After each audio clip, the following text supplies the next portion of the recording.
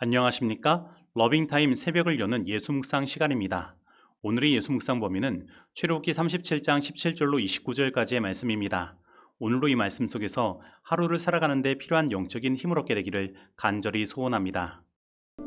그가 또 순금으로 등잔대를 만들되 그것을 쳐서 만들었으니 그 밑판과 줄기와 잔과 꽃받침과 꽃이 그것과 한 덩이로 되었고 가지 6이 그 곁에서 나왔으니 곧 등잔대의 3가지는 저쪽으로 나왔고 등잔대의 3가지는 이쪽으로 나왔으며 이쪽까지의 살구꽃 형상의 잔셋과 꽃받침과 꽃이 있고 저쪽까지의 살구꽃 형상의 잔셋과 꽃받침과 꽃이 있어 등잔대에서 나온 가지 6이 그러하며 등잔대 줄기에는 살구꽃 형상의 잔넷과 꽃받침과 꽃이 있고 등잔대에서 나온 가지 6을 위하여는 꽃받침이 있게 하였으되 2가지 아래에 한 꽃받침이 있어 줄기와 연결하였고 또 2가지 아래에 한 꽃받침이 있어 줄기와 연결하였고 또다시 2가지 아래에 한 꽃받침이 있어 줄기와 연결되게 하였으니 이 꽃받침과 가지들을 줄기와 연결하여 전부를 순금으로 쳐서 만들었으며 등잔 7과 그 불집게와 불똥그릇을 순금으로 만들었으니 등잔대와 그 모든 기구는 순금 1달란트로 만들었더라.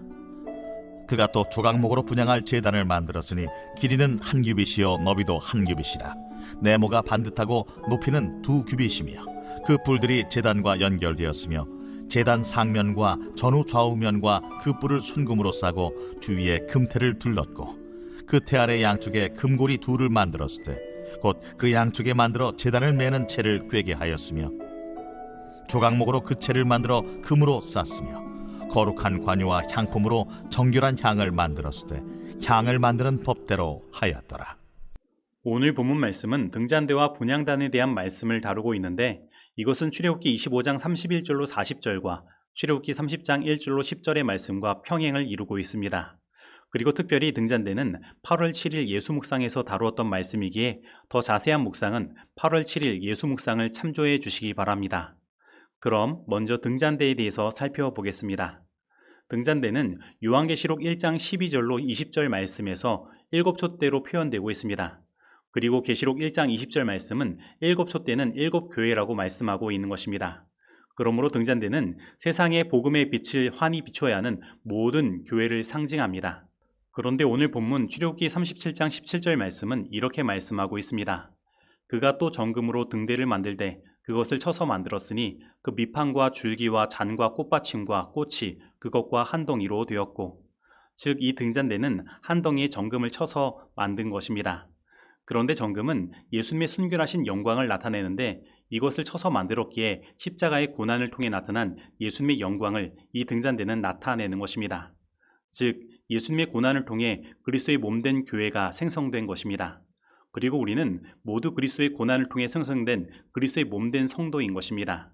그리고 7촛대가 모두 한 덩이의 금을 쳐서 만든 것이기에 우리 모든 각자의 교회는 그 근본이 하나인 하나의 교회라는 사실을 우리는 인식해야 하는 것입니다.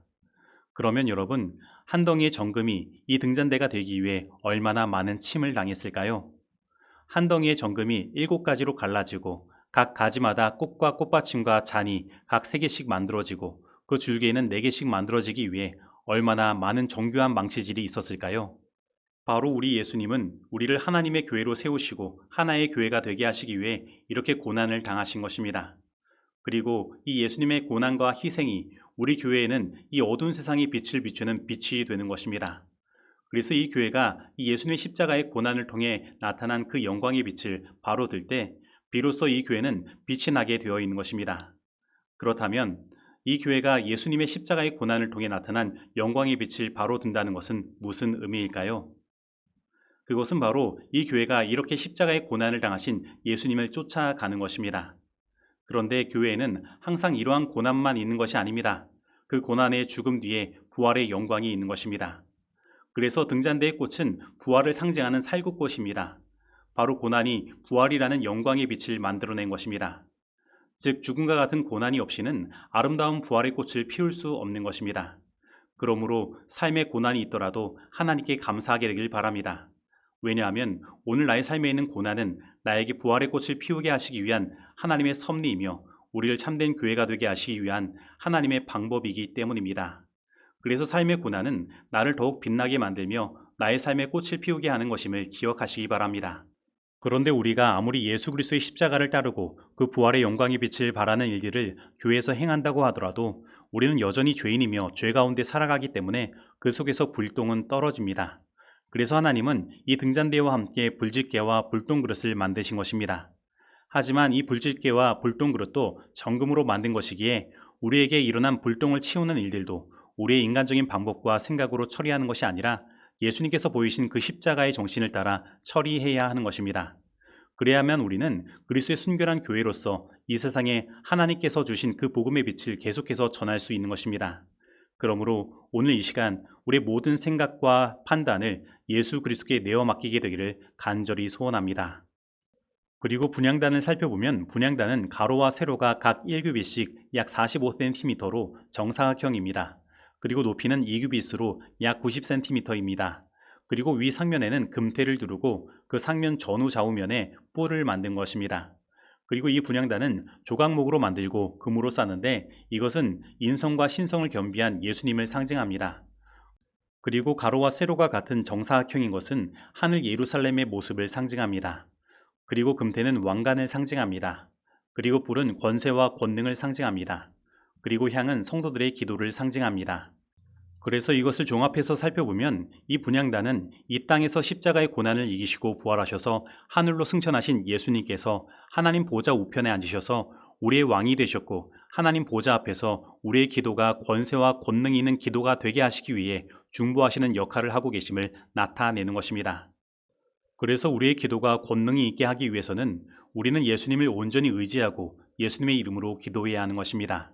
그리고 우리는 예수님의 중보 사역을 믿고 이미 우리의 삶에 그 기도가 응답되었음을 믿어야 하는 것입니다. 그런데 때로는 우리들의 기도가 응답되지 않을 수도 있습니다. 그리고 그 이유는 그 기도의 응답의 때가 아직 되지 않았을 수도 있고 그 기도의 내용이 잘못되었을 수도 있는 것입니다. 그러면 우리는 어떻게 기도를 해야 할까요? 출애굽기 30장 7절로 8절은 다음과 같이 이야기하고 있습니다. 아론이 아침마다 그 위에 향기로운 향을 사르되 등불을 정리할 때에 살을 찌며 또 저녁 때에 등불을 켤 때에 살을 찌니 이 향은 너희가 대대로 여호와 앞에 끊지 못할지며.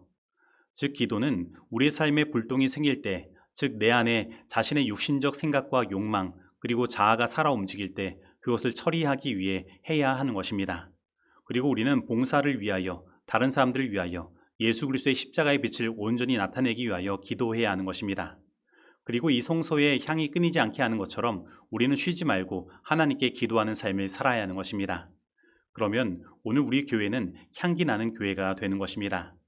그래서 저는 이 성소에 대하여 묵상하면서 이 성소에 있는 세 가지 기구를 통해 나의 삶에 이러한 질문을 던져봅니다. 나는 예수 그리스도를 통하여 빛나는 봉사의 삶을 살고 있는가? 나는 늘 기도로 내 자아를 처리하고 우리들의 봉사와 다른 사람들을 위해 늘 기도하는 향기로운 삶을 살고 있는가? 나는 늘 하나님의 말씀을 묵상하고 하나님과 교제함으로 만나는 삶을 살고 있는가? 오늘 이 모든 삶이 우리의 삶에 온전히 이루어지기를 간절히 소원합니다. 하나님과의 교통은 품성과 생애를 고상하게 해줄 것이다. 사람들은 우리가 최초의 제자들처럼 예수님과 함께 있었다는 것을 알게 될 것이다. 이 사실은 일하는 사람에게 다른 어느 것도 줄 수 없는 능력을 줄 것이다. 이 능력이 그 자신에게서 박탈당하도록 허용해서는 안 된다. 우리는 두 국면의 생활, 생각하고 행동하는 생활, 즉 조용히 기도하면서 열심히 일하는 생활을 해야 한다.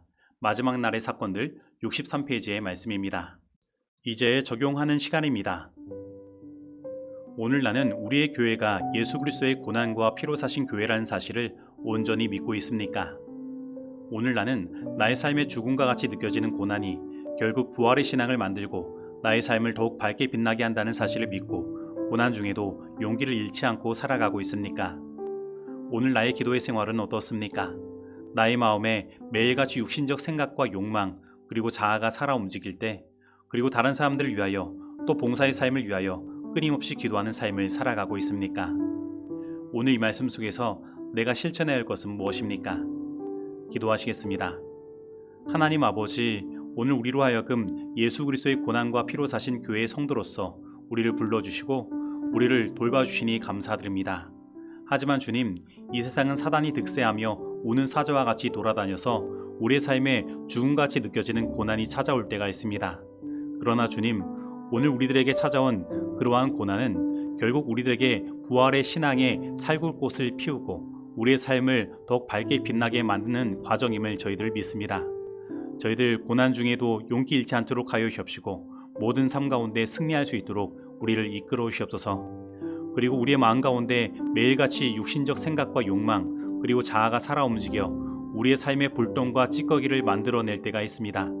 하나님, 우리로 하여금 매 순간 기도하게 하심으로 우리의 삶의 불똥과 찌꺼기를 제거하게 하여 주옵시고 오직 순수한 마음으로 다른 사람들을 위하여 중보기도 하고 또 우리들의 봉사가 더욱 빛을 발할 수 있도록 끊임없이 기도하여 우리들의 기도의 향기가 우리들의 삶에 가득 차고 우리가 다니는 교회에 가득할 수 있도록 인도하여 주옵소서. 예수님의 이름으로 기도드립니다. 아멘.